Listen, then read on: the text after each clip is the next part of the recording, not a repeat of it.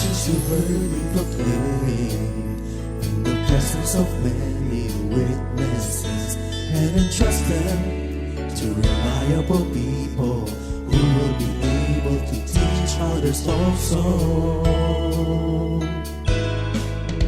Take the teachings you heard me proclaim in the presence of many witnesses, and entrust them to reliable people who will be able to teach others also. Take the teachings you heard me proclaim in the presence of many witnesses, and entrust them to reliable people who will be able to teach others also. Take the teachings you heard me proclaim in the presence of many witnesses, and entrust them to reliable people who will be able to teach others also. Second Timothy 2:2. Hallelujah, 2 Timothy 2:2. Praise the Lord. Second Timothy 2:2. You and me, let us proclaim the gospel. 2 Timothy 2:2. Hallelujah. Second Timothy 2:2. Praise the Lord. 2 Timothy 2:2. You and me, Let us proclaim the gospel of Jesus Christ. Take the teachings you heard me proclaim in the presence of many witnesses, and entrust them to reliable people who will be able to teach others also.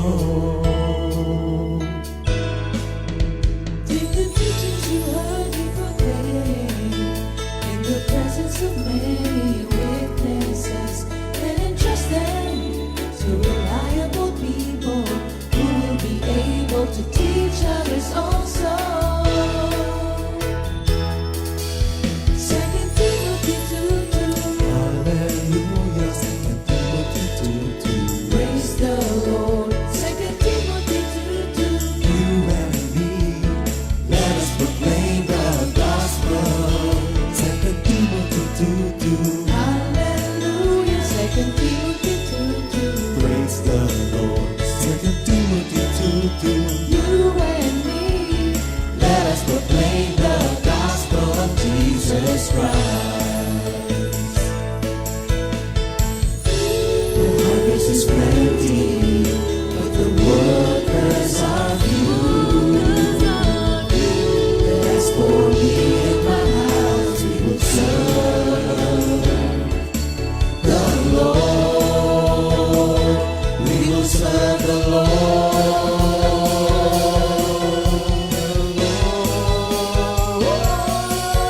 Second Timothy 2:2. Hallelujah. Second Timothy 2:2. Praise the Lord. Second Timothy 2:2. You and me, let us proclaim the gospel. 2 Timothy 2:2. Hallelujah. 2 Timothy 2:2. Praise the Lord. 2 Timothy 2:2. You and me, Let us proclaim the gospel of Jesus Christ. 2 Timothy 2:2. Hallelujah. 2 Timothy 2:2. Praise the Lord. 2 Timothy 2:2. You and me, let us proclaim the gospel. 2 Timothy 2:2.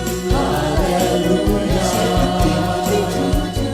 Praise the Lord. 2 Timothy 2:2. You and me, let us proclaim, live on this day, delighting the Lord for His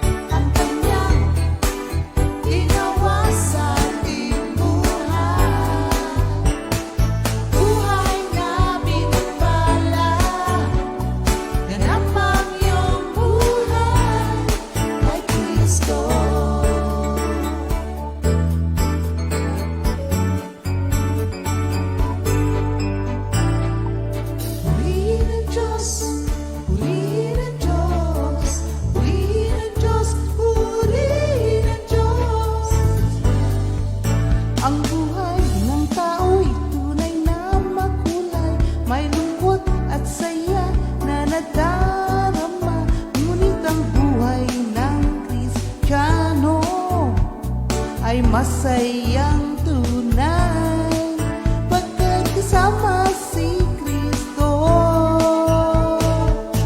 Sama-sama tayo magbigay ng papuri kay Jesus at magpahayag ang kanyang ginawa sa ating buhay. Buhay na pinagpala, ganap ang iyong buhay kay Kristo.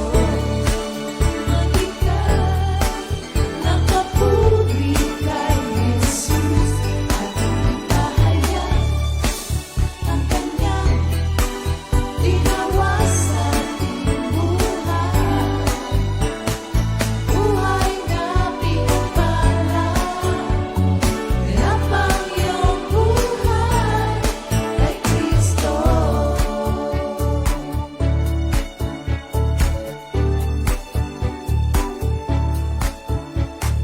Purihin ang Diyos, purihin ang Diyos, purihin ang Diyos, purihin ang Diyos, purihin ang Diyos, purihin ang Diyos, purihin ang Diyos, purihin ang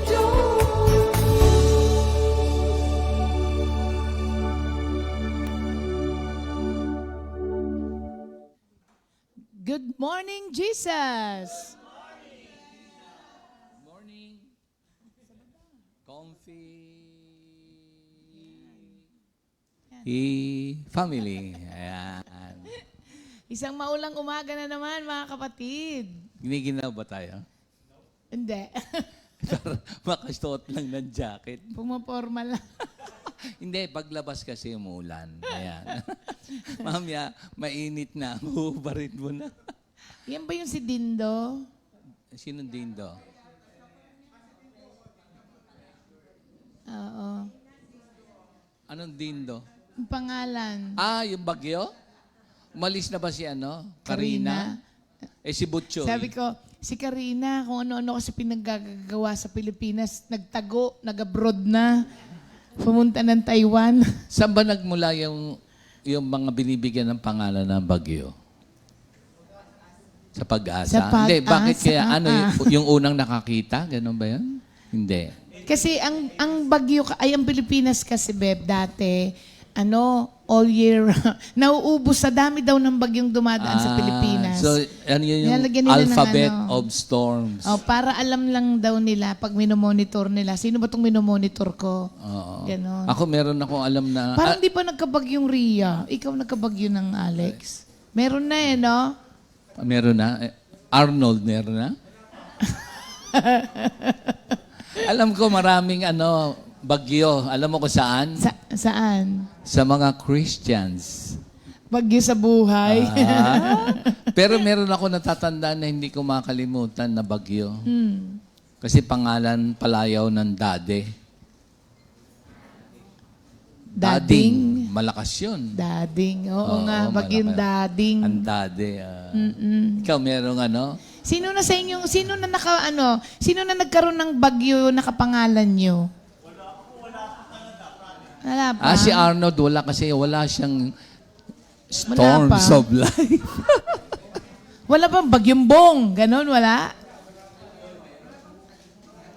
Andoy meron? Andoy meron? O si Andy. Hindi, undoy yun. Parang may Andoy na rin dati. Parang Joy wala. Kasi parang contradicting. Bagyo tapos ang bagyong Joy. Pero totoo ba yun? Ang bagyo, Butchoy, ang pangalan? Oo, yung nakaraan. Talaga? Madalang ang English names. Ba't kaya pinangalanan na Butchoy? Meron bang bagyong boy? Wala. Bagyong ina? Wala. Auring meron, oo. Meron? Laging may ing. ING. Earning meron di ba? Ernie, wala. Kasi pang yun, pang abroad. Pero gusto nyo bang matikman ng bagyong Ernie? Ayaw daw ni... Walang bagyo yung kasi sumisikat ang araw lagi dyan. Kaya hindi magkakabagyong Ernie. Tanong ko, bakit lagi sumisikat ang araw sa bagyong Erning? Ha? Bakit sumisikat lagi ang araw sa bagyong Erning? Ano nakaingin na eh. Nakaingin. Nakaingin. Parang merong mga trivia dyan sa mga sinasabi niyo. Oo. Nakaingin po eh, nauso kaingin, Bakit nawala yung mga kaingin? puno. Nawala yung mga puno. Oo, sa ulo niya. Ako, meron akong tawag dyan, pangalan ng pelikula. Ano? Tough Gun. Top lang, top gun. Bakit Tough Gun? Top, Tough. top. Hindi, yung pangalan, Tough Gun. Ewan ko. Top gun ang alam ko. Nawala na yung nasa top. Top gun. Oo nga. May Yun na nga yung sinasabi ko kanina po eh. Yung kay ano, Ay, Minister Ali. Tingnan mo na isa na lang kay Minister Ali. Ano? Coming soon. Coming soon. Ay, sa kanya now showing na. Kay Minister. Sa akin, Alam mo, isang araw lilipat na ng upuan to si Kuya Ernie eh. Kasi bakit coming soon kay Minister may Ali? natitira pa eh. Kay Arnold. Now showing na nga. Kay Arnold? Mag-pray na tayo. Hindi di ba naalala mo? Nagulat yung isang member natin kay Arnold. Uy! Nagulat? Ba't siya nagulat? Kasi may buhok daw. So kung si Minister Ernie, Top Gun, si Minister Ali, coming soon, kay Arnold, Now showing nga, babe. Unlimited. Now showing. Akala ko new release. Hindi. Ayun, may new release. Hindi, matagal na yun. Matagal na pala. Oh, pray na tayo. Patapos mo ko. Siyempre, masayang masaya. Tapos, sige, ikaw na muna Sabi ko kasi sa'yo, pray muna tayo. Ay, sige. Lord, maraming salamat po sa panibagong umaga. Lord, ito pong paparating na bagyo. Lord, again, Lord, favor naman po, protection sa aming lahat dito sa buong Pilipinas. Lord, at alam ko na yung pagbaha, Lord, kayo po ang aming inaasahan na makokontrol ang wisdom sa mga nangangasiwa. Alam ko pong ongoing. At salamat din po sa mga protection again sa mga kapatiran na binaha. Ngayong buong araw, Lord, again, kayo po ang aming guidance. Kayo po ang aming, again, nagpo-protect sa aming lahat. At ang mabuting balita na aming buhay, aming pagkain espiritual, manguna po kayo sa aming dalawa ni Sister Ria. Ang fullness of anointing be upon us and grace for all of us na ang salita mo, faith with action. We will be living in obedience to your will. Every moment of our life, by God's grace. In Jesus' name we pray. Amen. Hallelujah. Ay, may magandang tawag si Sister Vicky. Kay Arnold daw.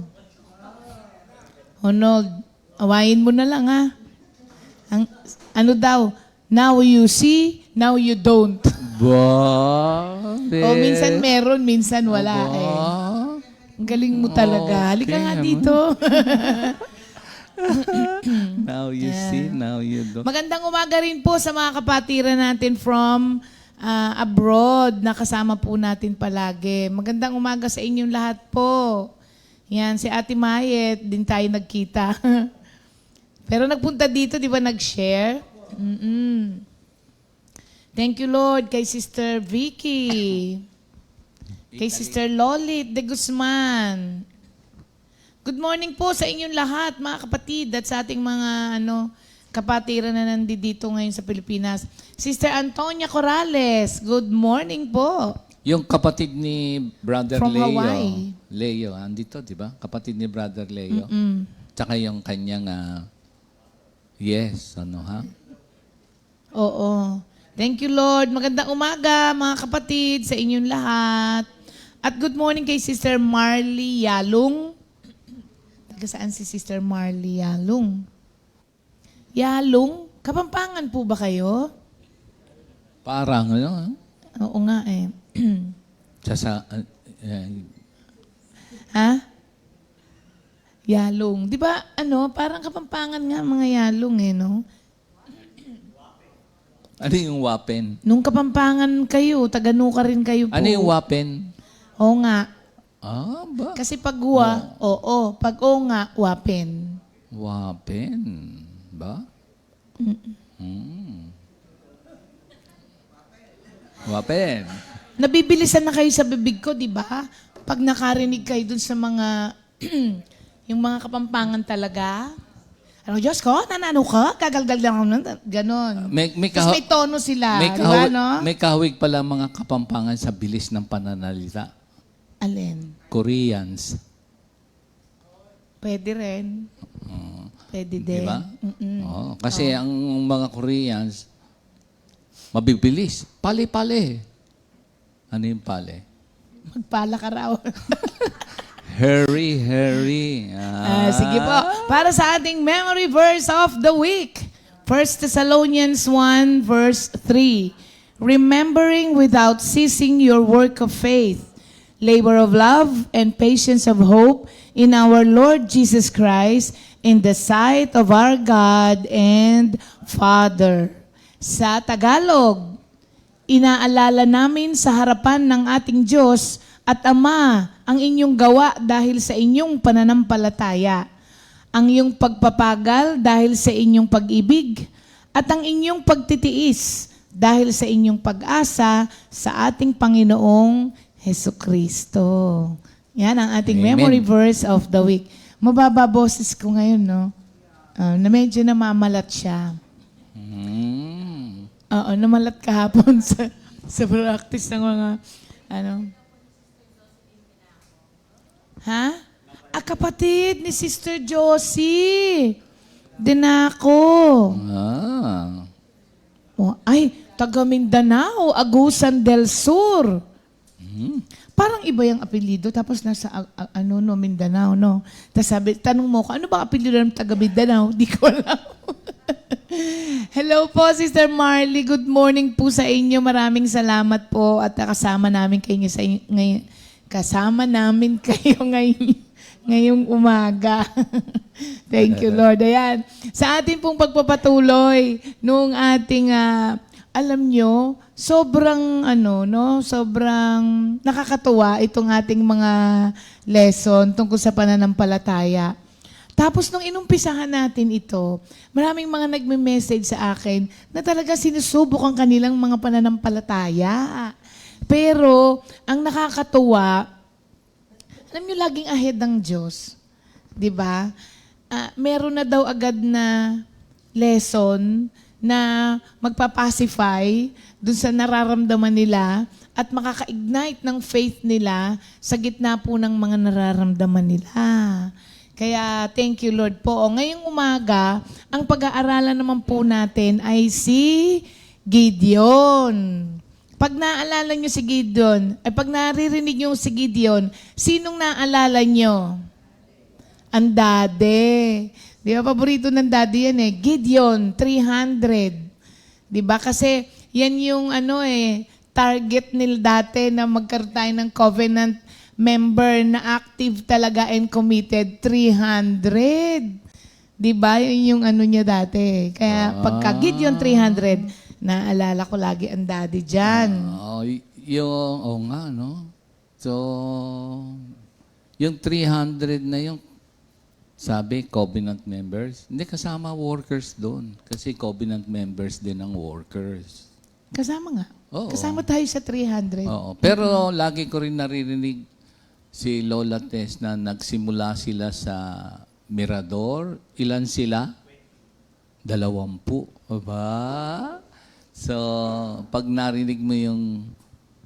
Basahin mo muna natin. Siya nga pa lang, magiging paksa natin sa mga susunod na Mondays ay Gallery of the Worthies. Gallery. Ayun ha. Bakit kaya? Ano ba yung pagka sinabi mong gallery, ano ba kagad ang papasok sa isip mo? Pictures. So, tingnan natin, anong verse yan, Beb?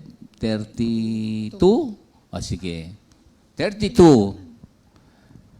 And what more shall I say? Tungkol dito sa mga heroes of faith, ha? For the time would fail me. Ano, tama ba to? For the time would fail me to tell of Gideon and Barak and Samson and Jephthah, also of David, Samuel, and the prophets, who through faith subdued kingdoms, work righteousness, obtained promises, yan, so on and so forth, ano? So, kaya, Una dun si Gideon. Kaya pag-usapan galleries natin. of faith, Oo. ano, ha? Yan. Aalamin po natin ngayon, what is in Gideon's faith na malagay siya sa Hebrews 11. Nandun siya sa gallery of the worthies. Mga worthy. Oo. No? Nakuha kong sa pag-aaral. Kasi hindi lahat ng mga worthies ay nasa Hebrews of faith.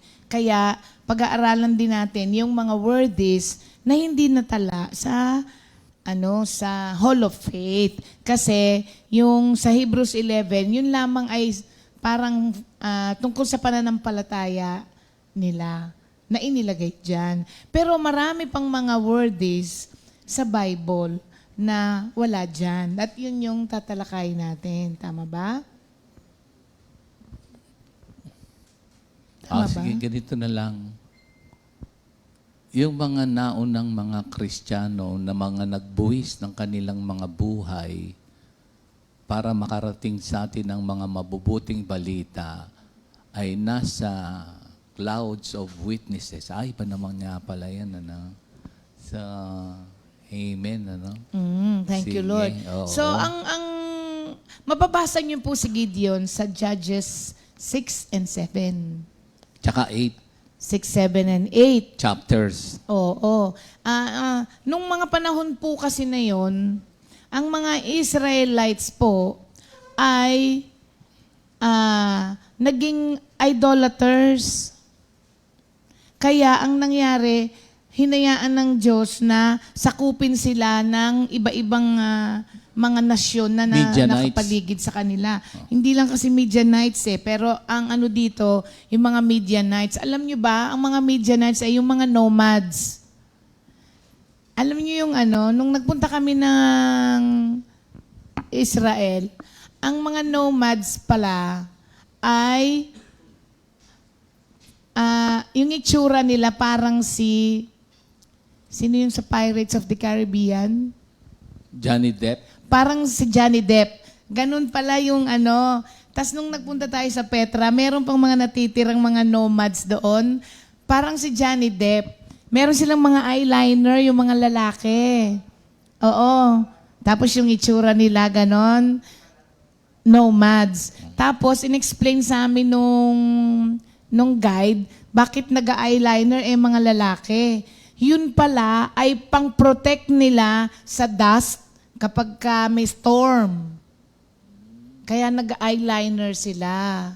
Ito yung sinasabi mong kalagayan nila sa chapter 6. Basahin ko, ha? Hindi buong 6. Then the children of Israel did evil in the sight of the Lord, so the Lord delivered them into the hand of Midian for 7 years. Sa Midian. Oo, inabot ng ano yun, 7 taon. Parang taggutom lahat, everything. Pero doon sa verse 7, nung tumawag sila sa Panginoon Diyos, ayun, tignan mo. Oo nga. Ayun. Kasi ang nangyayari doon, mga kapatid, pag nagtanim sila, dumating tong mga to, kukuhanin lahat ng pananim nila. Ang hindi nila kayang dalhin, sinisira nila. Tapos, sobrang dami. Ang dami-dami nila. Sabi nga nila doon, para daw buhangin sa sa may baybaying dagat, mga ganon. Dalampasigan ba yon tawag doon? Dalampasigan. Ganon daw kadaming mga kaya sobrang hirap na nila. Tapos, alam nyo ba, after 7 years, saka lamang sila tumawag kay Lord. After 7 years. Ngayon, matututunan natin dito, mga kapatid, alam nyo si Lord, He uses tough times to get our attention. Hinayaan niya to na na magkaganon kasi nga, naging idolaters, nakalimutan. Remember, eto yung mga tao na niligtas niya, kinalinga niya, lahat ng pangangailangan, pinrovide niya, inaruga hanggang makarating sa lugar na pinagdalhan sa kanila. Tapos, nakalimot na naman. Ilan po ba sa atin din naman ang ganyan? Minsan, ang tagal-tagal na nating na kay Lord, pero nakakalimot. Eto, nakalimot. Pero dito, makikita po natin na maski yung mga panahon na ganon ay ginagamit ng Diyos to get our attention. Kasi pagka everything is well provided na kasi sila dito Wala nang masyadong mga kalaban, hindi ba? Tapos nasa kanila lahat ng mga kailangan nila, nakalimot sila kay Lord. Ganyan din po tayo until the Lord will shake things up in our lives na biglang matataranta na naman tayo, mangangailangan na naman tayo sa Panginoon. Alam mo kahapon, di ba nagsishare si Brother Jojo sa atin? Jojo Perez. Oo. One time kasi, sa fellowship sa East, tawagin natin si Brother Jojo. Dito. Dito ba? Oo. Para sa naka-join ng East. Para sa opening prayer, kung natatandaan nyo yun, di ba tinawag ni Pastor, sabi, wala po sila. Sabi niya, parang nakita ko siya, naglalakad. Sabi ni, hindi, wala po sila. Tapos, nagpunta rin kami ng East, wala rin sila nung sumunod na Tapos kahapon, nag-share siya. Alam mo, nagkasakit daw siya. Kagaya nung mga naging sakit nung iba sa atin. Tapos yung ubo, inabot ng ilang linggo. Tapos para daw may nakabara sa lalamunan mo na, sabi ni Minister Jerry, aakyat lang ng hagdanan para kang hinihika na ganon. Kasi sabi niya, alam niyo po, sinjik din daw ni Lord yung mga bagay-bagay sa buhay niya kasi halos mag-iisang buwan daw siya, hindi siya uma-attend kasi may nagpapagawa ng bahay. Sabi daw ni Sister Bebot, bahala ka, nahanap ka na ni Lord. Sabi daw sa kanya, mas inuuna mo pa yan. Tapos kinausap din daw siya ni Lord, mga kapatid. Di ba, lagi namang nag-a-apply sa atin ng Proverbs 20:30 na sometimes it takes a painful experience to make us change our ways. At yan yung nangyari dito. Sinyake na naman sila ni Lord kasi naging self-sufficient na sila Hindi na nila nakita yung need nila for the Lord. So, niyanig sila ni Lord. Niyanig talaga sila by rousing enemies na magpapakita sa kanila kung gaano ang buhay kahirap kapag wala si Kristo. Yun ang nangyari sa kanila. Tayo rin po, mga kapatid, natututunan din po natin yan. Kaya sabi natin, ayoko nang umalis kay Lord kasi nakita na po natin kung anong klase ang buhay nang wala sa Panginoon. Kaya nga tayo niligtas ni Lord dyan Kasi hindi maganda yung buhay na pinagmula natin at hindi niya gustong nakikita kanya lagi na nandyan ka sa ganyang buhay kasi hindi maganda yung buhay na pinagmula natin. Kaya niya gustong-gustong alisin. Kaya nga, di ba minsan, bakit nga inalis ka na ng Diyos doon? Kasi hindi niya matiis na nandyan ka lang. Gusto niya ang buhay na ma-experience mo, yung buhay na ganap at kasiyasiya, inalis ka. Na-experience mo naman. Yung buhay na ganap at kasiyasiya. Pero bakit binalikan mo siya? Di ba bakit binalikan natin? Salamat na lamang at itong mga Israelita ay natanggal, hindi sila nanatili. They cried out to the Lord. Umabot na sila doon na they cried out to the Lord.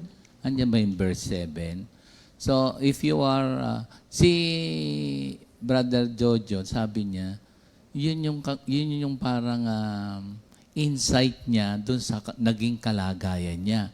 Yung palang, at sabi niya, alam mo ba nung nabalitaan niya, hinahanap siya, sabi niya, ano siya, nasa ratay ng karamdaman. Tapos halos lahat ng mga nasa bahay, may karamdaman din. Tapos ang wala lang si Sister Bebot. Tapos sabi niya, kasi sa kanya to, hinahanap ako ni Lord. Kasi, siyempre, legitimate for me dahil may nagpapagawa ng bahay. Pero ang sabi niya, hinahanap ako ni Lord kaya nakadalawang Sunday na sila uli nakabalik. So, ngayon, yun ang kanyang insight nung sinabi kong, kala ko kasi nandito siya noon. Ang tingin ko siya yung naglalakad. Kaya tinawag ko, Brother Jojo, yung palang oras na yun, andun sila sa, sabihin nating storms of life. Then, yun ang insight na bumalik. So, dito rin bumalik. They cried out. Judges 6 verse 7. Ayan. And it came to pass when the children of Israel cried out to the Lord because of the Midianites. So, tawag kay Lord, balik uli kay Lord. So, dito, alam niyo, kayamanan to, tas pagka inisip mo. So, kung ang dati, 300 ang Gideon na kanyang vision, saan ang mami meron siyang phrase. Malamang, for me, dito nagmula yun eh. Alam niyo kung ano yun? Lahat ng matatakutin, umuwi. Narinig niya yung sinasabi. At that point in time, alam ko lahat ng mga tayong manggagawa then, how do you perceive such sabihin kong rallying statement ng ating leader na halimbawa, ang mga matatakutin ay umuwi. Parang katulad dito. Ilan libo ba yung parang 32,000 yung doon ako agad? O, patutuloy-tuloy natin, naalala ko lang. So, kasi naging 300 no? Na hindi ba kayo naging, bakit kaya 300 na lang? O, sabi ng daddy, kanyang vision 300. Tapos, ang mami naman, ang sabi niya, ang matatakutin ay umuwi. What does it say to you? Kayo rin, tayo dito, di ba? Si Arnold, pag lagi siyang nandun sa mami, pagka madaling araw, ano sa palagay mo, Nold, pwede kang sumigaw dyan, ang ibig sabihin sa iyo nung ang matatakutin umuwi, bakit na bigkas ng mami yon? Walang pakinabang daw yung iba. Kaya, yung ba yun? Hindi magagamit? Iba-iba kasi ang ating pagtanggap doon. Yun ang ibig kong sabihin. Tanungin mo sino ba yung nanditong mga Sister Nene. Opo. Pwede rin po, magkaisinong edad naman tayo. Respect biro lang. Pwede sumigaw.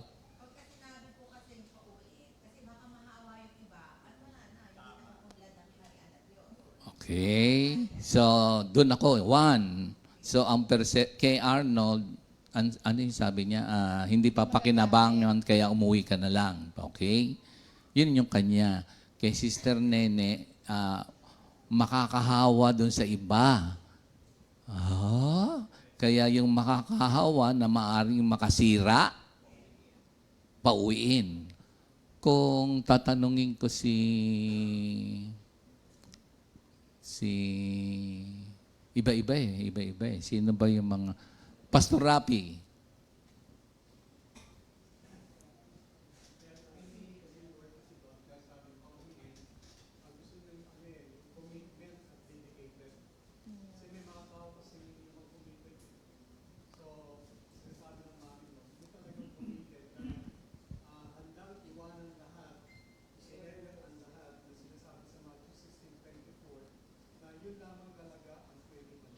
Oh, very good.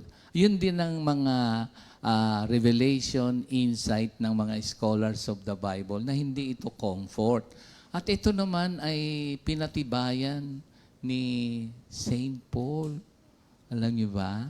Gusto niyang basahin. Kasi pag inisip niyo, yung pagkakatawag kay Gideon, yung call niya, gusto niyang malaman kung saan nakalagay yung kanyang call. Yung kanilang clan, maliit. Tsaka siya yung pinaka-weak. Hindi nyo na, pag binasa nyo, basahin nga natin mga Beb. Anong verse yan?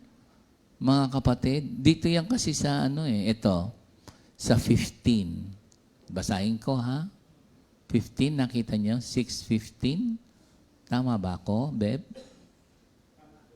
6:15. Sige. Sabi niya, tinawag siya, nag-cried out to the Lord. Tapos, ito yung sa 15, yung pagkakatawag. So, what can we learn dito sa calling ni Gideon? Tuloy na ako. Ayoko nang humingi pa ng ibang meaning ng pagkakasabi ng maming. Kung halimbawa ako, parang sa pag-aaral, magagaya ko yung sinabi ni Pastor Rapi na tama naman. Pero really, at that point, Minister Ernie, andito ka na noon? Wala pa. Naririnig lang niya. So ano yan? Parang second-hand hearing? Hindi, nandito ka na nung sinabi yon. Sa morning devotion? So naririnig at nandito. So, siyempre, iba yung narinig at witness. Kailangan pag witness ka, present ka. Tama ba ako? Ano yun sa'yo, Minister Ernie?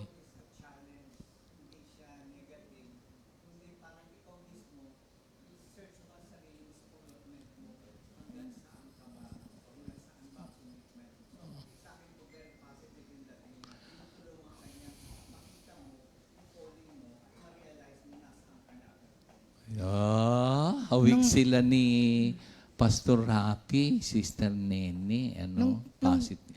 Challenge. Nung time kasi na yon, alam ko, parang tama si Mr. Ernie. Kasi nung time na yon, magpapatuloy ka pa ba? Lagi niya sinasabi, magpapatuloy ka pa ba? Mag-worker ka pa ba? Kahit walang pamasahe? Mag-worker ka pa ba? Kahit walang love offering? Ganon siya pag morning devotion. Sabi niya, kung hindi, lahat ng matatakutin, umuwi.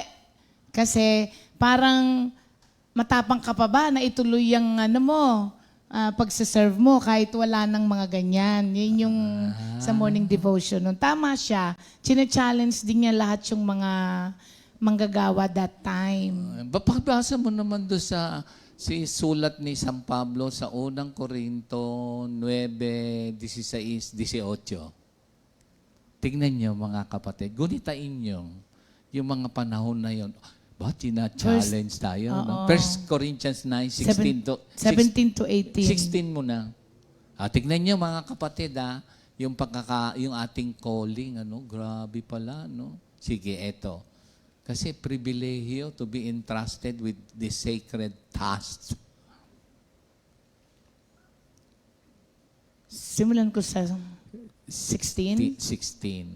I have no right to boast just because I preach the gospel. After all, I am under orders to do so. And how terrible it will be for me if I did not preach the gospel.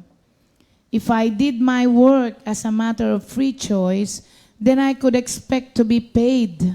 But I do it as a matter of duty because God has entrusted me with this task. What pay do I get then? It is the privilege of preaching the good news without charging for it, without claiming my rights in my work for the gospel. Oo nga, no? So, there must be a deep sense of calling and responsibility that a true servant of God, lahat tayo, strong conviction to share the gospel, willing to put aside personal comforts and rights for the sake of fulfilling the mission without expecting any material gain, ano? Grabe, no? So, those were the days, mga kapatid. So, yung tatlong siguro pag tinawag ko si Pastor Romy, andyan ba? Sinamahan si Mario. Sinamahan si oo. Meron bang taga Mendez o Nasugbo o nasa outreach? Siguro pwedeng si Sister Clement. Kaya may mic si Sister Clement.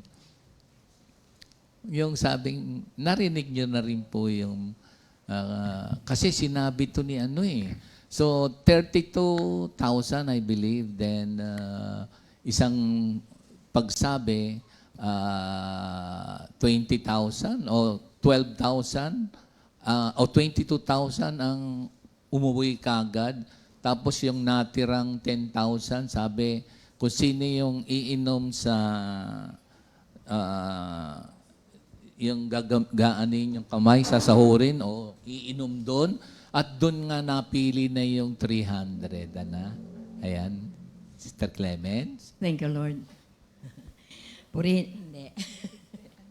Purihin ang ating Panginoon. Totoo si Lord kung tumawag sa ating lahat. Sabi nga, umulan, umaraw, bumagyo. Kasama natin si Lord. At simula nung yung mga Word of God kasi ang nagpapalakas kahit na hindi hadlang ang isang umiidad na hindi hadlang yon. Maraming pwedeng idahilan pero ang dahilan ay hindi kay Lord. Simula nabigay po ang word doon sa Marcos Gis. Dahil sabi doon, mag-iwan ng ama, ng ina, ng anak, ng lupa ng dahil sa akin ay makakatanggap ng makasanda ang ibayo nito. Mga anak, mga lupa, mga anak. At ito po'y ating nakakamtang lahat doon sa nagpatuloy, hindi nagkulang ang ating Panginoon at naandun ang kanyang guidance. Kahit anong oras tumawag, ang mga kapatiran, laging handa po kasi may Word of God po. Ang atin pong tanggulan, walang iba kung hindi ang kanyang salita na nagpapalakas sa atin at ito po, magsi-70 na po ang inyong lingkod at lumalaban pa at walang sakit. Amen. Sister Jo, kasama ang kanyang apong maliit dahil walang mapag-iwanan. Thank you, Lord Jesus. Glory to God. Amen. Glory to God. Doon sa Joshua 7:3-4. Now therefore, proclaim in the ears of the people, saying, whoever is fearful and trembling, let him return home and hurry away from Mount Gilead.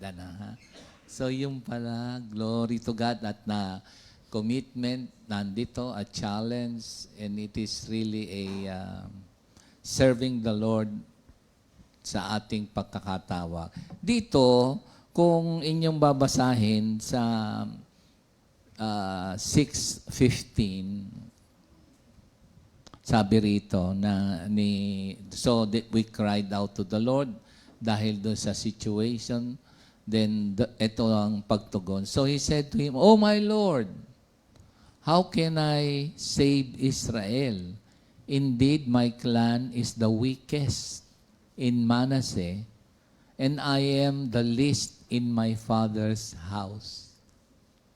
So, sabi nga ni Sister Clement, ang edad hindi magiging excuse. Dito ang tinuturo ng history na yung obscurity of birth is no obstacle for a noble service. Ano ba yung obscurity, Beb? Obscurity. Para bang sa tingin mo yung mahina, maliit, ganito, hindi importante, parang ganon. Obscurity. Parang, di ba, minsan nagsasabi, ay, hindi ako pwede dyan, ganito, ganyan, ganon. Hindi ako marunong, alam ba, mag-English, o hindi ako marunong mag-share, o ganito, ganyan. Di ba, marami? Si Moses nga, di ba, sa speech, ganito, ganyan. So, yung obscurity, yung minsan sabi mo, hindi naman ako, ang pinag-aralan ko lang, yung sinimulan ko, ganito, ganyan. Pero pag tinignan mo, andito tayo, so it teaches the history that yung obscurity of birth is no obstacle for noble service. It is, ang calling kasi natin, naglilingkod kay Lord, servants of God, the noblest, the holiest. Of course, it is a challenge. It's the hardest, ano? Pero, hindi magiging sagabal yung, di ba naalala niyo si Pastor Simple?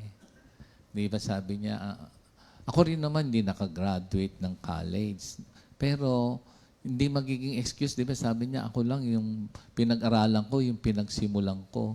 Pero, by God's grace, ang pagkakatawag, nakita niya, ako, yung mga napupuntahan nating gawain, kung paano tayo ginamit ni Lord by God's grace. At kayo rin naman.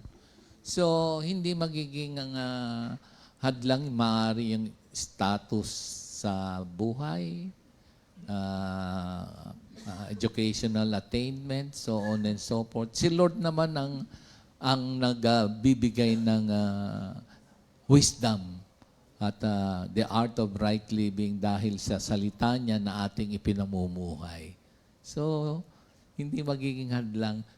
Pag going back, pag inisip mo, naalala ko lang yung sharing ni Pastor Romy, siya daw ang pinakahari ng mga manggagaway o yung bang involved siya sa mga witchcraft, so on and so forth. Tsaka sabi niya, siya yung parang violente. Ayon sa kanya, na ako rin naman parang minsan, yung bang palaaway, sabi niya, o sabihin natin yung nasasabing black sheep ba yun, o ganito, o ganyan. Pero, hindi naging hadlang yun nung tinawag yung tayong lahat. Sige, tignan. Alam mo ba, yung meron tayong kapatid, ang kanyang religion ay hindi Christianity. Pero sa pagkakatawag at pagkakakilala niya sa tunay na Diyos, ang kanyang religion is Christianity. At pwede kong ma-mention tayong lahat dito na formerly yung ating life ay di naman, alam ba, tayo siyempre meron namang mga mababait. Sino ba mga mababait na tinawag ni Lord? Meron. Sa aking tingin dito, ang mababait dito, sino ba mababait sa Comfy? Maraming mababait dito. Meron. Oo, maraming mabait. Hindi, totoo. As in, hindi naman tayo nagyayabang. Marami naman mabait. Pero hindi ko naman sinasabing pag mabait ka, hindi ka pwedeng maglingkod. O pag salbahe ka, hindi ka pwedeng maglingkod. Dito, alam mo ba, yung ating past, hindi naman ang magdidetermine sa present natin tsaka future Dahil nagkaroon na tayo ng, sabi nga ni Sister Aida, doon sa Titus 3:5. Tayo na yung faith in action. Regenerated na Hindi ba? So, yun yung ating ipinamumuhay ngayon, yung faith in action. So, kahit na yung ating, nabanggit ko lang kasi siyempre, sama-sama tayo dito, naglilingkod, may ups and down ng ating spiritual life, may challenges, merong siyempreng napapangiti ka, minsan napapaluha ka, minsan na nalulungkot ka, nagiging masaya, so on and so forth. Pero inilagay tayo sa isang kawan ni Lord dito sa Comfy, and we are growing together in serving the Lord and worshiping God. Going 43, di ba, pag inisip mo? Ano po ba yung mga lesson dito na sa Gideon na magugunita mo? So, small beginning, ang lit-lit lang ng clan namin, ng mahina kami, pero hindi naging hadlang pag tinawag at pinili ni Lord at instrument to be used for the kingdom of God. Kaya nandun sa gallery of worthies. Di ba maiisip mo yung mga na kay Lord na, bawa, siyempre, of course, mami dati, maalala niyo sila Nanay Crisanta. Di ba yung picture niya? Yung mga nauna na kay Lord na. So, masasabi kong yung gallery ng mga worthies kasi ang matalinong tao ay yung nag-win ng soul for the kingdom of God. Ano, Ben? Amen. Yun yung aking nakuha. Meron pa akong isa dito. Alam niyo ba, so yun yung calling. Tsaka yung calling niya, giniba niya yung altar. Yung altar na hindi sa Diyos. Andyan yung sinasamba ng kanyang tatay at nung lugar nila. Ginawa nga niya to, dinestroy niya. Kumuha siya ng mga ilang kasamahan para gibain sa gabi. Kasi marahil, kasi yun ang pinananampalatayaanan nung kaninang lugar doon at yun ay nasa bungad at wawasakin mo.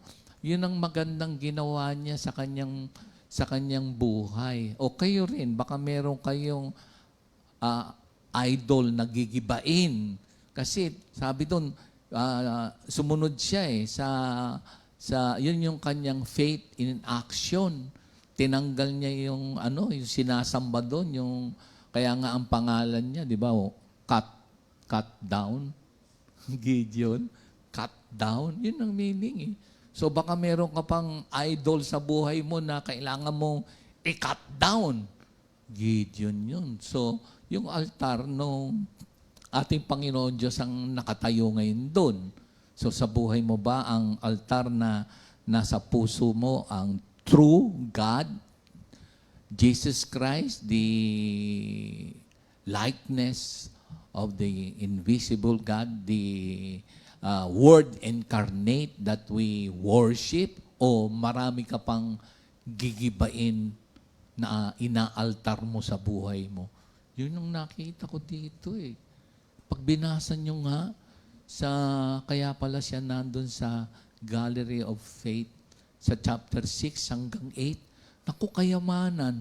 Pag binabasa mo nga, dyan nga makikita mo pa rin yung the fleece. Kaya siya tinawag Jerubbaal. Oh, yun. Oo nga pala. Tinawag siyang Jerubbaal. Destroyer yun of Baal. Pangalan niya pala na Jerubbaal. Kaya kapag marami kang giniba na ina-idol mo nung araw, Gideon, Jerubbaal. kinatdaan. So, ano ba yung gigibain mo?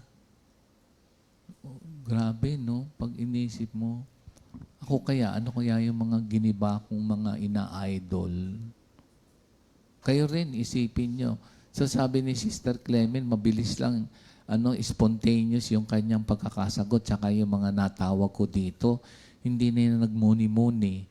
Kung ano yung nasa puso, lumabas kagad sa bibig. Hindi na sila nagmuni-muni, no? Kakatuwa, no? Biglang, eto kagad. Sabi, sino man mag-iiwan sa ganito, sa ganito. So, priority nila ang true God. So, siyempre, mahal mo yung pamilya mo. Siyempre, kabuhayan mo, mahal mo rin. Kaibigan mo, mahal mo. So, pero hindi naman ibig sabihin itatakwil mo. Ibig sabihin, ipaprioritize mo. So, yung mga, pwede kasing maging idol pala yung iyong pinagkakakitaan, na hindi naman masama. Kaya nga sabi, you cannot serve two master. so on, so forth. Grabe pala yung makikita dito. So, yung mga, yung kanyang calling, hindi obstacle o obscurity ang iyong pagkakapanganak, o kahit hindi ka importante o maliit ka lang, hindi ka marunong, so on and so forth. Ang pagkakatawag ng Panginoon Diyos, siya ang tumatawag eh. Tayo'y tutugon eh, di ba? Tutugon eh. Kung noon merong fleece para humingi ng sign, pero ngayon, ang sign is the written word of God na ating Bible ngayon nakakausapin ka. Amen, Beb? Hallelujah. Meron tayong babatiin muna?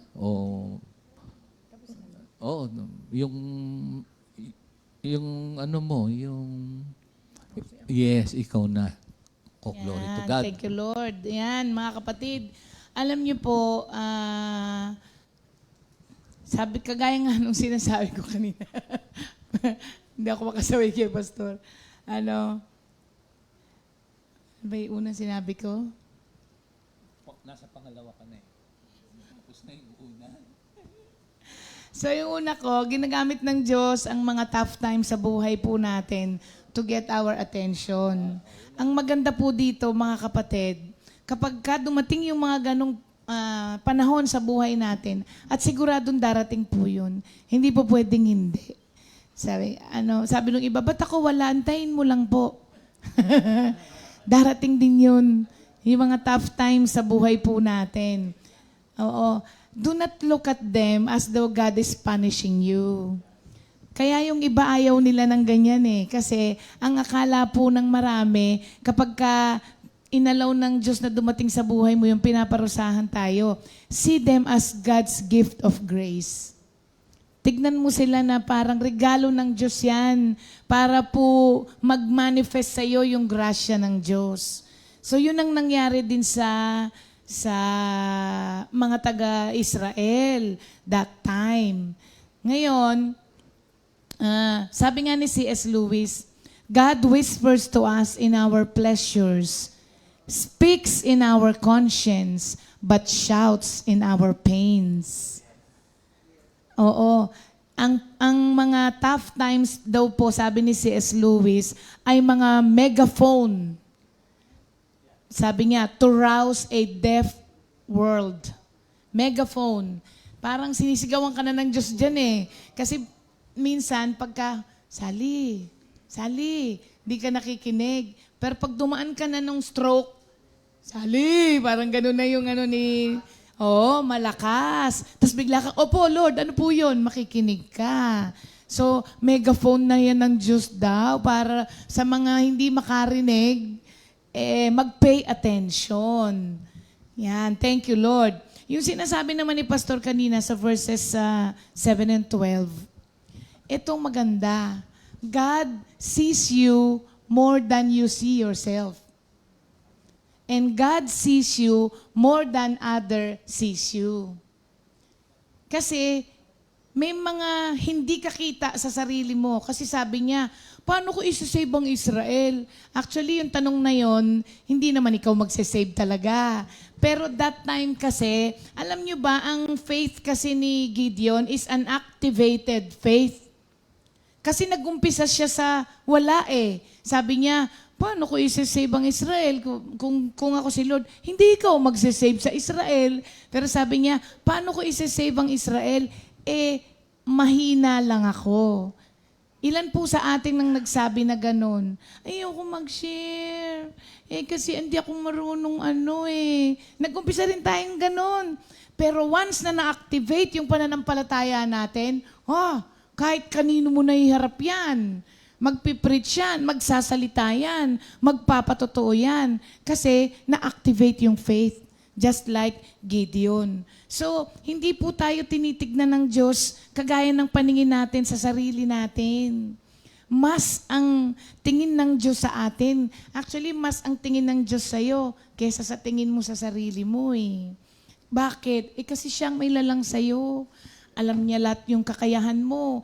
Alam niya yung kahinaan mo. Kaya pag tinawag ka ng Diyos sa isang ministry, huwag mong sasabihin, hindi ko kaya yan. Basta tinawag ka, siyang bahala sa'yo. Tapos, ang pangatlo, sa verses 13 to 24, nakakatuwa ito, no? Sa verses 13 to 24, God confirms His priorities with His presence. Ano sabi sa kanya? Huwag kang mag-alala. Kasama mo ko. Hindi kita iiwanan. I will be with you. Sabi niya sa verse 16. So, kailangan natin lagi na yung mga ganun na paalala sa atin ng Diyos. Ang totoo dito, parang sabi ni Pastor, binigyan ng kondisyon niya eh. Si Lord, sige na nga, sabi niya, pero kailangan, patunayan mo muna sa akin. Bingi ng sign. Ilan sa atin po nung unang panahon, ganyan tayo di ba? Kasi nga, hindi tayo pa babad sa salita ng Diyos. Hindi natin alam na ang sagot pala ni Lord ay nandito sa Biblia, nandun lahat. Pero tayo noon, nangingi tayo ng sign at hindi naman masama yan. Pati nga yun, kinakausap talaga naman tayo ng Diyos eh. Hanggang ngayon naman minsan, sige nga Lord, kung talagang pinapupunta mo ako doon, padala mo si ganito. Pag sinundo niya ako, pinadadala mo ako doon. Di ba? May mga ganyan pa rin tayo hanggang ngayon. Pero ang maganda dito, ino-honor ng Diyos, pati yung kahinaan ng faith natin. Ang maganda kay Lord, hindi siya yung from 0 to 60 eh. Yung ibig ko sabihin, hindi siya mapagpatol. Gagawin niya ang lahat ng bagay para ikumbinsi ka niya na ako ito, kasama mo ko, hindi kita iiwanan. Tayo kaya, ang kulit mo, sige, maiwan ka na lang kung ayaw mo. Sinabi na nga, sasakay ka eh. Di ba? Ganon tayo eh. Ang kulit mo, paulit-ulit ka. Kung ayaw mo sumama, wag. Pero si Lord hindi ganon. Tayo from 0 to 60 agad di ba? Parang, sige, wag na. Kung ayaw mo, wag na. Pero si Lord hindi. Sabi niya, humingi siya ng sign. Ano yung unang sign niya? Kailangan daw tuyo yung fleece. Basa muna yung fleece, tuyo yung ground. Yung fleece, ang fleece po ay yung balat ng balat ng mga animals na ginagamit nila dati na pagmalamig, minsan naman higaan nila pag nasa disyerto sila.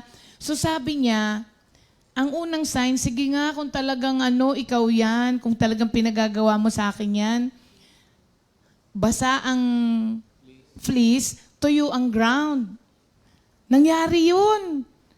Kaso hindi pa rin siya nakontento. Di ba tayo minsan ganyan, sinabi na sa atin ni Lord, pumunta ka doon, pinadadala kita.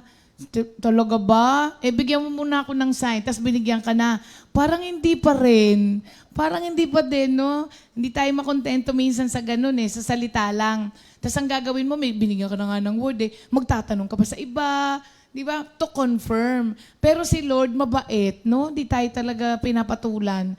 Siya, patient siya sa atin. Kaya kahit na makulit tayo, sige, hindi ka pa rin maniwala? Sige, ito pa rin. Sabi niya, this time, sabi niya, pwede bang tuyo naman ang fleece, basa ang ground? Pero, ang totoo nun, ina-activate din ng Diyos yung pananampalataya ni Gideon. Alam niya kung saan tayo, hanggang saan lang tayo. At hindi siya yung, kayo po ba ay, nung bago-bago ka, kayo po ba ay nakakita na ng tao na sabi nung mga iba, ginambol agad ako? Ibig sabihin nun, parang, Kinumog, gano'n? hindi kinumog. Binigla ka? Okay. Oo. Basta narinig ko ang mami yung word niya doon. Ginambol agad ako, parang ganon. Pinatulan agad ako, parang ganon. Pero si Lord, patient siya sa atin. Di ba parang, sino ka ba tao? Di ba, sabi nung kanta ni Pastor Fred, oh, what is a man that you think of him, that you care for him. Pero, grabe no, ginawa ni Lord lahat yung mga hinihingi niyang sign para i-activate lang niya yung faith ni Gideon. Kasi alam niyo kung bakit hindi siya pinatulan?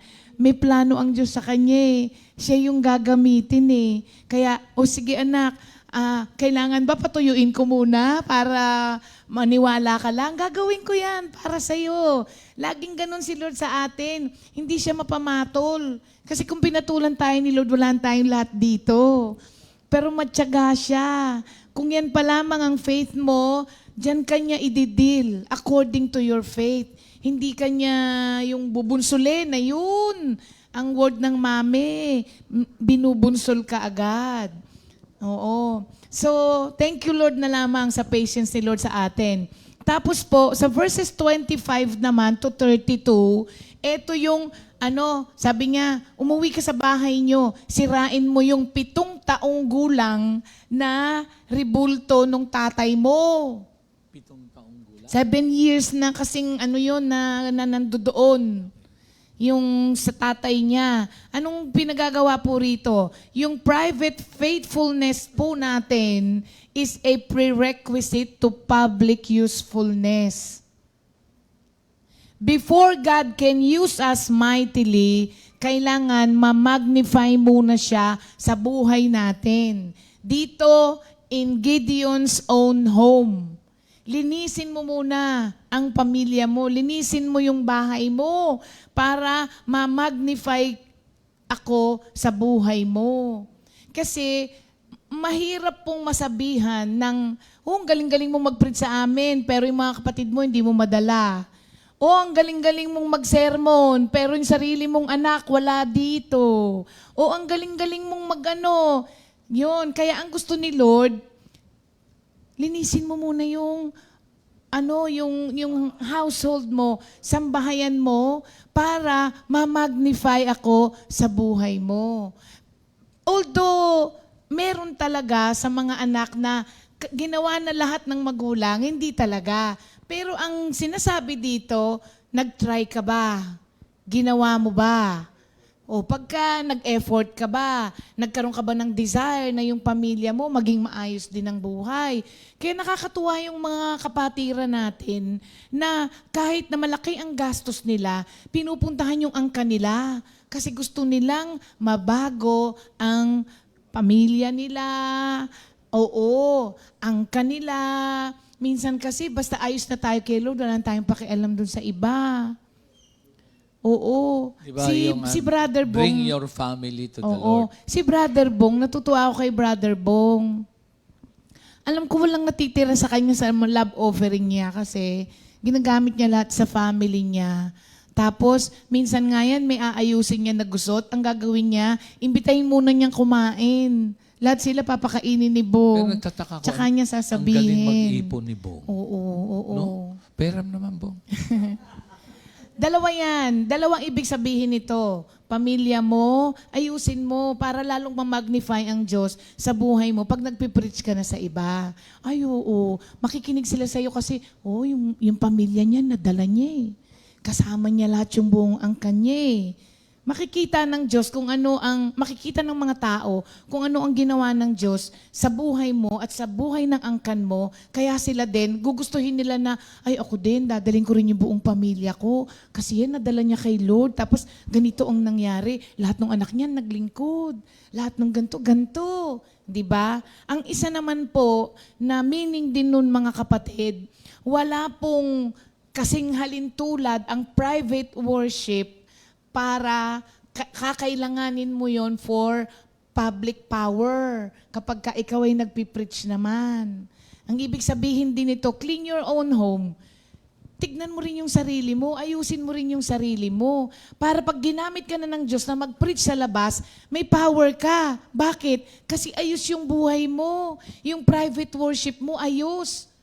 Baka mamaya sabi ni Pastor, may mga kinikim-kim kang sama ng loob. Paano ka magkakaroon ng power?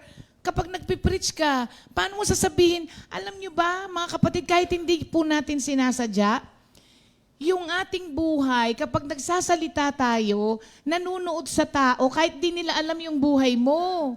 Because that is the Spirit imparting what you have in you to the people. Kasi may mga nagpipreach, nagsalita lang, nagandahan lang ang mga tao, pero walang nangyari sa pagbabago sa buhay ng mga pinipreachan niya. Ang mga salitang merong kapangyarihan na nanggagaling sa Espiritu ng Diyos, yung mga salitang nakakapagbabago sa mga nakikinig. The gospel is God's power to To save. save. Kaya kailangan, pagka nag-preach tayo, may masisave. Saan nanggagaling yun? Hindi sa atin. Huwag tayong magkamali. Nasa atin galing yun. Instrument. Sa Espiritu ng Diyos galing yun, mga kapatid. At nag-uumpisa yun sa private worship natin. Kaya lagi, kung napapansin po ninyo, palagi po naming dinidikdik lagi, ayusin ang private worship, ayusin ang devotion kay Lord. Huwag sasala sa pakipag-usap sa Diyos ng personal. Kasi wala pong kasing haling tulad yon sa mga nakakausap mo sa labas, napapanood mo sa TV, naririnig mo sa radyo. Wala pong tatalo doon sa private worship. Kaya ang isang taong activated ang faith niya, hindi niya pinababayaan yung private time niya with the Lord. Dahil alam niya, nandun ang kalakasan niya. Kaya nga merong isang worker na nagsabi, bigyan mo lang ako ng time na makipag-usap kay Lord. After nun, isugo mo, Hindi isugo, ano yun? Isubo? Ano yun? Hindi. Yung Ipadala. ipadala mo na ako. Okay. Send me. Iharap mo na ako kung saan mo ako gustong iharap. Pero, hayaan mo muna akong makipag-usap sa Diyos ko. Na Parang kaming si dalawa lang. Jesus Christ dun sa Mark 1:35. Oo. Kailangan meron muna siyang, di ba kaya nga sabi si Lord, umaalis si Lord sa crowd. Lumalayo Tama ba ako? siya. 1:35. Kasi kailangan niya yun. Yung private moment niya with the Father. Amen. Kasi ang gawain po natin ay stressful.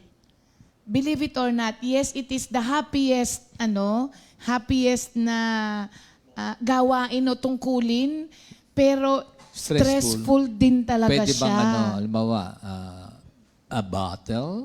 Oo. Okay. Lahat ng battle stressful. Kasi, di ba, pakikipaglaban ka dyan, di ka lang nakaupo, hindi ka hayahay. So, stressful siya. In a sense. Oo. Oo. O tapos, Hindi, sinasabi ko lang, ba't ko ba sinabing stressful? Wala akong nakaka-stress. Ayun. Oo. Sobrang stressful niya, kaya kailangan mong mag-recharge. Kailangan mong mag-recharge. Alam niyo po, yung ating kahapon, kaya itong activated faith na to, may kinalaman sa lesson natin kahapon. Faith without action is dead. Hindi activated ang faith mo kasi. Wala Alam niyo, kasing ang action. isang taong hindi activated ang faith, tsaka merong dead faith, ay para daw pong kagaya ng isang taong may sakit, pumunta sa doktor, Dok, may sakit po ako. So, niresitahan ng doktor, uminumin mo to, ganto. Pag-uwi niya, wala siyang biniling gamot at hindi siya rin uminom ng gamot. Ganun daw po yung may faith. Sometimes people go to church, pumupunta siya sa mga fellowship, sa mga prayer meeting, dahil alam niyang may problema sa kanya. Pumupunta siya sa fellowship kasi andun ang dakilang manggagamot. Kaya siya pumupunta. Pero paglabas niya naman doon, dead pa rin yung faith niya, hindi niya ina-activate. Para kang pumunta sa doktor, pero hindi mo naman ininom yung gamot na nireseta sa'yo. Meron nag-share sa akin. Hindi nawawala yung Nag-share sakit. sa akin na manggagawa doon sa pag-aaral niya. Meron siyang DDD. Ano daw? DVD. Hindi. DDD. Naalala ko yung DVD. Yung D niya, yung faith without action is dead. So, ibig sabihin na hindi nakikita yung bunga na galing sa Espiritu Santo na ipinamumuhay. Hindi naintindihan yung kanyang pagiging new creation, a regenerated person living out his faith, empowered by the Holy Spirit, that his life is a light and salt to the earth. Hindi na Yung kanyang isang D, sabi niya, daw? Sa James 2:19. Hindi. Demon. Even the demons believe. So, what kind of, meron kasi the demon believe and tremble with fear pa. Minsan, ang mga tao, yun, nagbibilieve si Satan. So, demon, sabi niya. Doon sa pagtuturong na pag-aralan niya. Si Minister Jerry to. Dahil ting makikita niya ako pag meron tayong ginawa dito. Pag nasa lubong niya ako, okay si Otan sa sasakyan. Bigla niya sabihin, uy, naku, ako, ganito. Tuwan-tuwa sila. So, tuloy ko na. Hindi. Hindi. Bibilisan ko. Kasi minsan may mga tao o Kristiyano, minsan nakakagawa ng walang pakundangan, hindi natatakot. Dito, yung demonyo naniniwala, nagte-tremble with fear. Kaya lang nag-o-oppose lagi siya sa will of God. Hindi ba? So, baka mamaya ang mas mababa pa yung demonic faith ba yan? Na mental assent lang o intellectual assent. Wala naman sa practice. Tapos mas mababa ka pa doon. Kailangan doon ka daw sa huling day. Dynamic. Amen. Powerful yung sinasabi mo. Oo. Kasi pag na-activate yung faith mo, yun, nagiging dynamic faith siya. Pero habang hindi mo ina-activate yan, dead faith siya. Well, D faith, tsaka D, dead or dynamic faith. Oo. So, and finally, mga kapatid, doon sa chapter 7, verses 1 to 8, ang success po natin is not determined by our power, but only by God's power. Ang nito, pag binasa nyo itong Judges 6 and 7 and 8,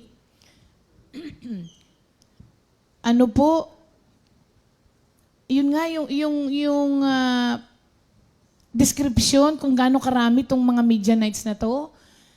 Sobrang konti ng mga Israelites. Kaso, dito kasi, nagkikreate ng impossible situation ang Diyos for human weaknesses na malantad so that ma-exalt yung own strength ng Diyos. Imaginein mo, ang description sa mga Midianites, sobrang dami po nila. Sabi niya, parang singdami ng buhangin sa dalampasigan. Gaano karami yun? Tapos si Gideon ay meron lamang 300. Hindi.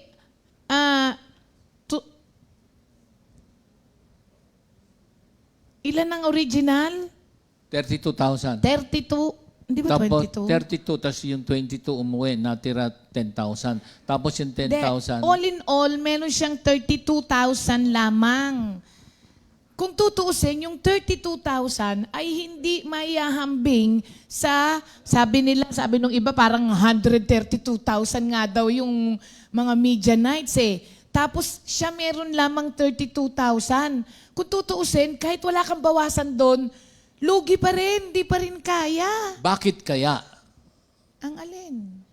Bakit kaya? Sabi mo 32,000 tapos 100 plus ang dami-dami. Kung tutuusin, compare doon sa ratio, hindi pa Kulang rin pa din. tatalunin. Oo, hindi. Binawasan pa.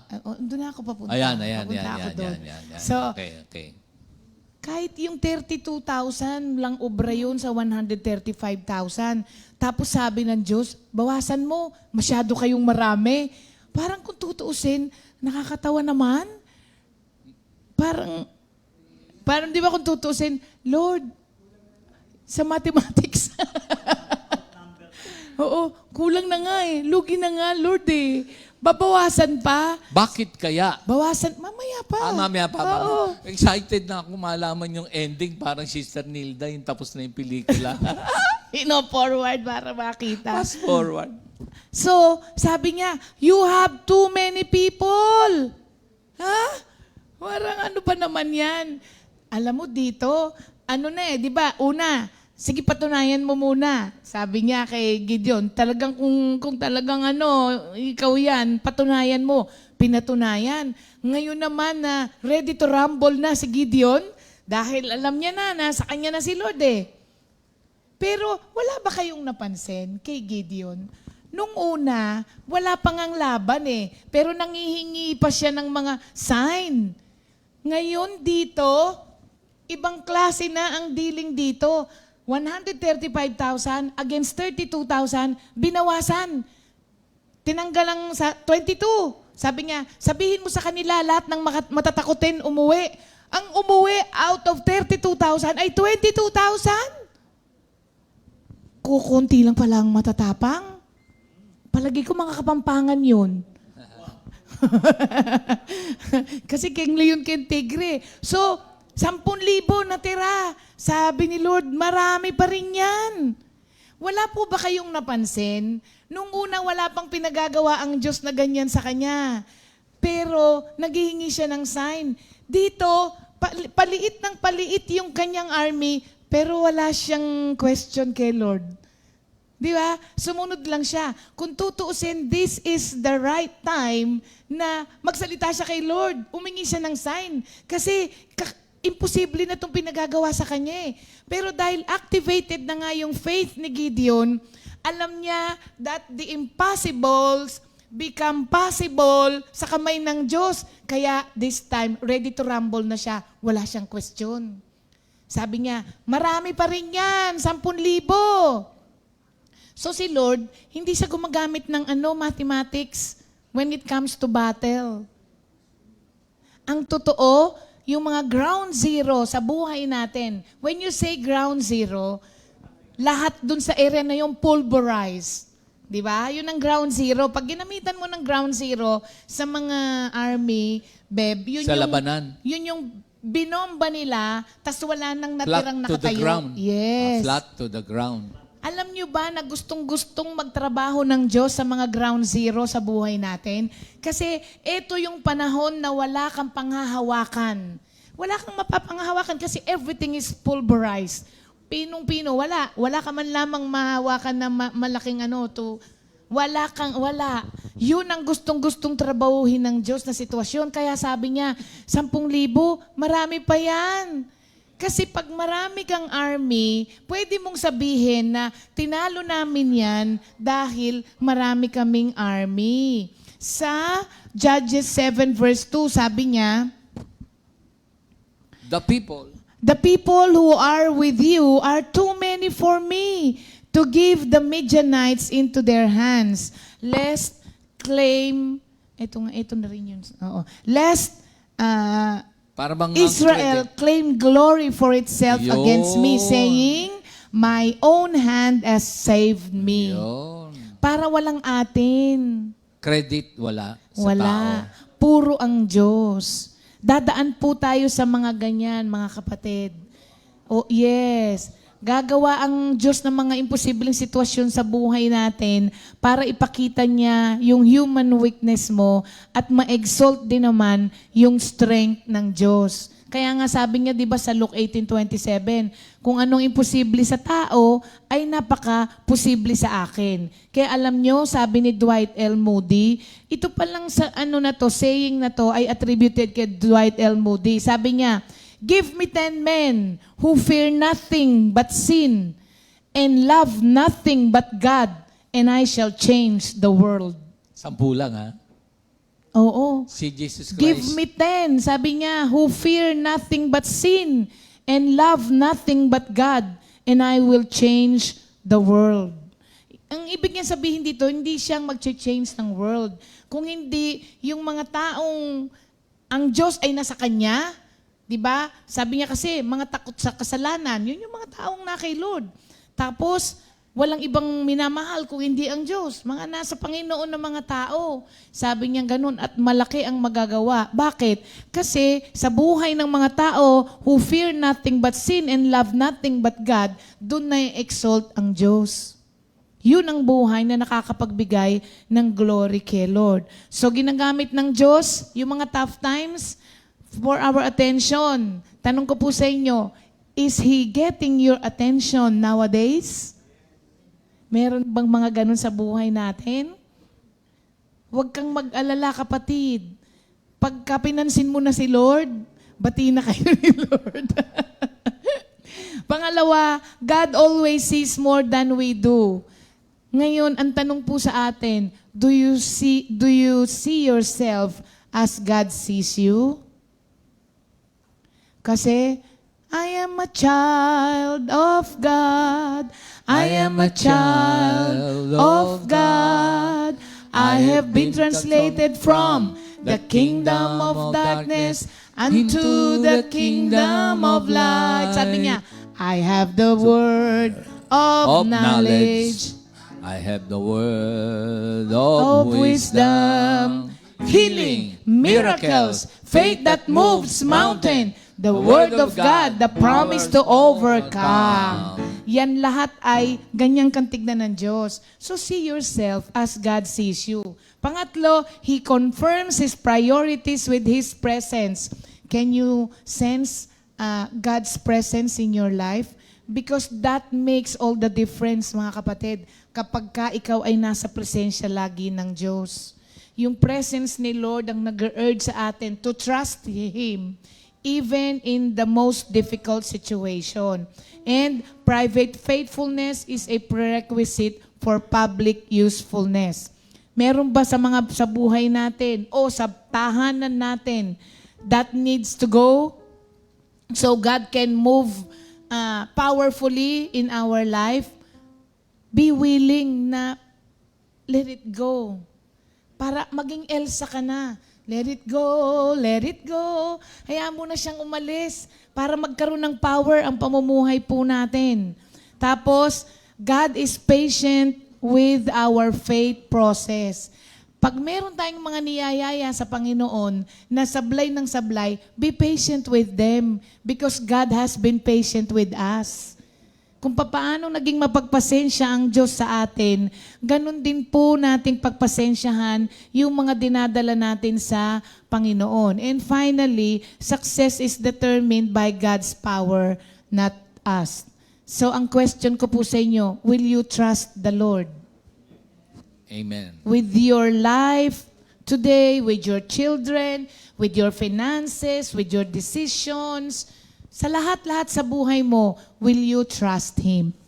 Ayun po. Amen. Thank you, God Lord. bless us all. Meron tayong mga may birthday pa.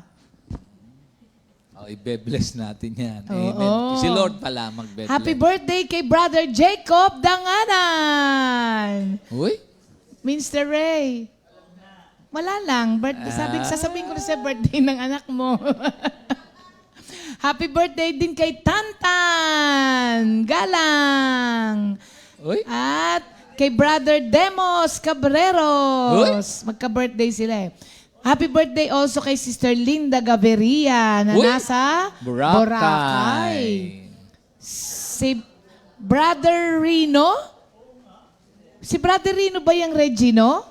Oh, Brother Rino, happy birthday! Brother Carlo Cawilan. Ang dami palang may birthday ngayon. Brother Emmanuel Magat. Uy. Anak ni Sister Tess. Happy birthday din kay Mami Jules. Uy. Oo. And Sister Len Mondok. Happy birthday po sa inyong lahat.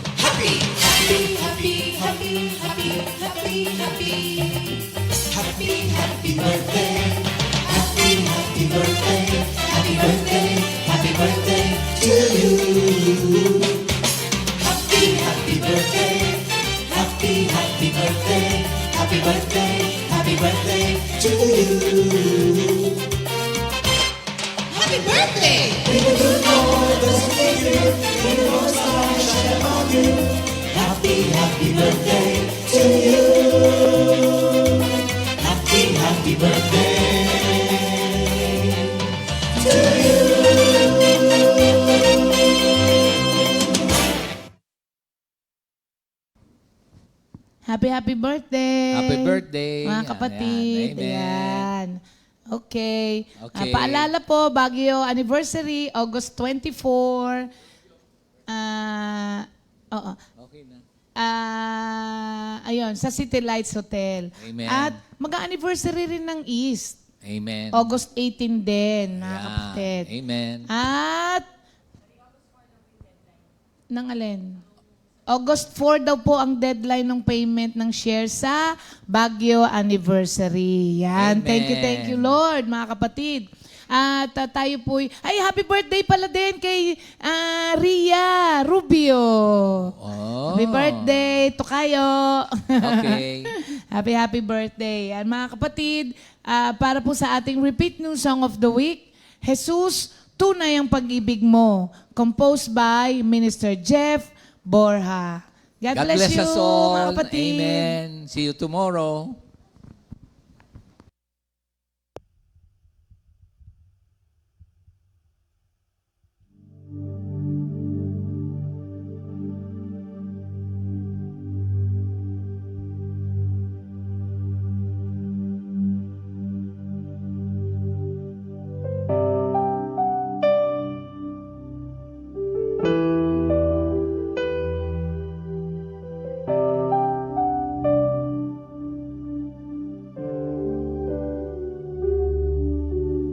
Di ko na pwedeng malimutan ang pag-ibig na iyong inilaan. Magbuhat sa krus nang ikaw ay lumisan. Tunay na pag-ibig ang iyong iniwan. Jesus, ikaw lamang ang tanging Diyos. Nasa kasalanan ko'y tumubos. Ikaw ang nagbigay sa akin ng pag-asa.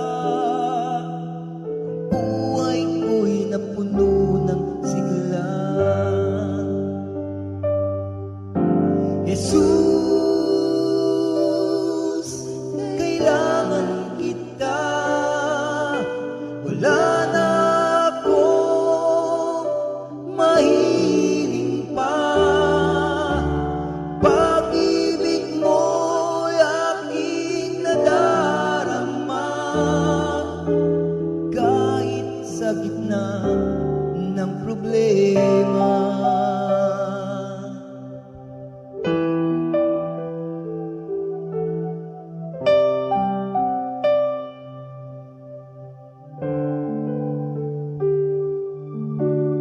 Di ko na pwedeng malimutan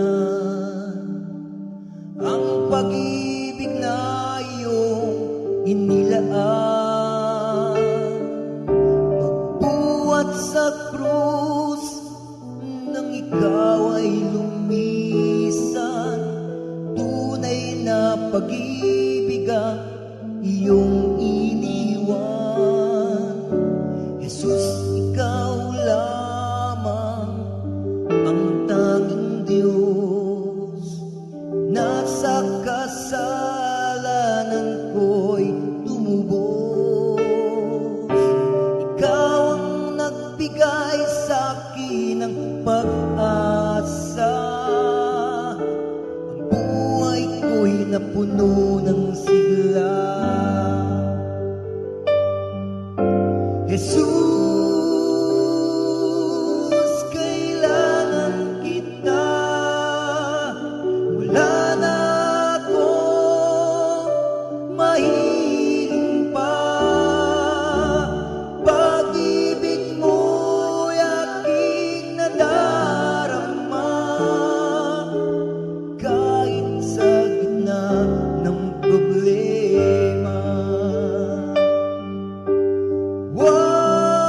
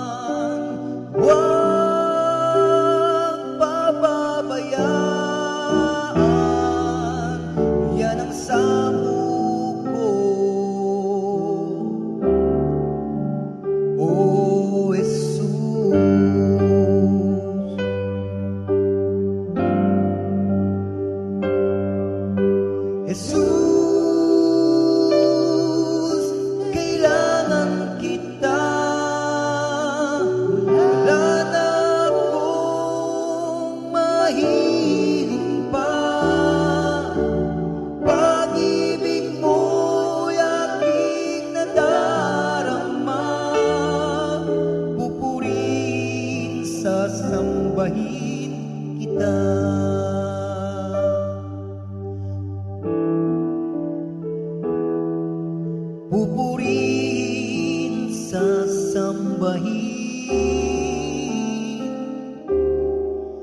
kita.